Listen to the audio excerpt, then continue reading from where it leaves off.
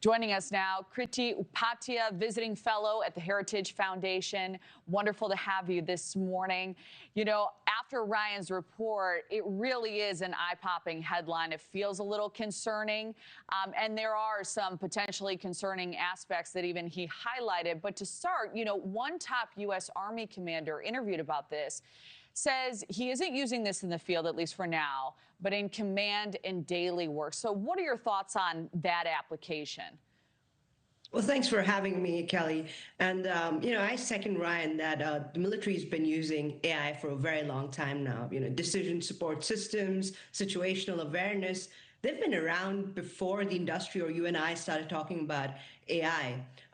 You know, predictive logistics, radar fusion, targeting systems, ultimately, they all use the same principles that AI uses. I think what's changed is the sheer scale and data. You know, we've been hit, most commanders are being hit by so much data from various sensor feeds. I think what AI helps them do is really cut through a lot of that noise and make faster and clearer calls. So in that aspect, I think AI is increasingly becoming necessary. Well, let's look at it through a very specific lens, because I hear you. There are concerns, as we noted. You know, a former Secretary of the Air Force reportedly said he doesn't think it's far-fetched to say eventually AI will be determining winners on the battlefield. So are we approaching that hour? And if so, that raises quite a few concerns about information security, as Ryan noted, deeply flawed AI-generated answers to some of these questions, and how this potentially reorders, perhaps, the might of militaries all across the globe. Well, I think what's important to focus is that AI does not replace human judgment, right?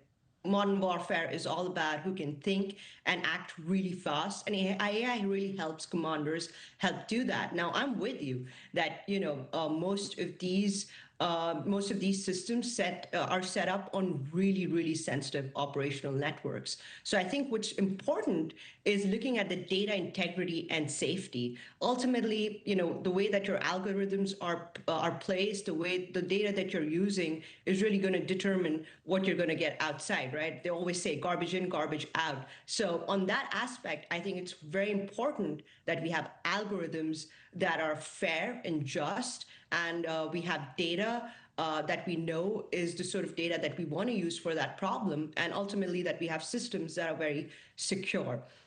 So on that aspect, I think it's very important that not only is American military thinking about having the most advanced AI, which is a race in itself, but also having the most trusted and safe AI. Yeah, we have about a minute left, and I think, you know, that last point really hammers it home. A lot of the concerns that I've seen is the security, potential leaks. How do we best proceed with caution here? I think 2-3 things, right? Firstly, it's all about norms and ethics, and I think that's one area we still have a lot to do. And don't forget, you know, that while we're thinking about AI, so are our adversaries. And if we don't have this sort of first advantage in setting up these norms, then they will. So I think it's very important that America takes a lead in setting the sort of norms and ethics around AI across industries, but more specifically in military, before others do. Secondly, like I said, you know, it's great to have ChatGPT. It's great to have these various AI tools. Every industry is experimenting with it. The military should as well. But I think what's critical is that when we're experimenting with AI, we're doing so on tools that are, you know, in-house, military secure, and military grade.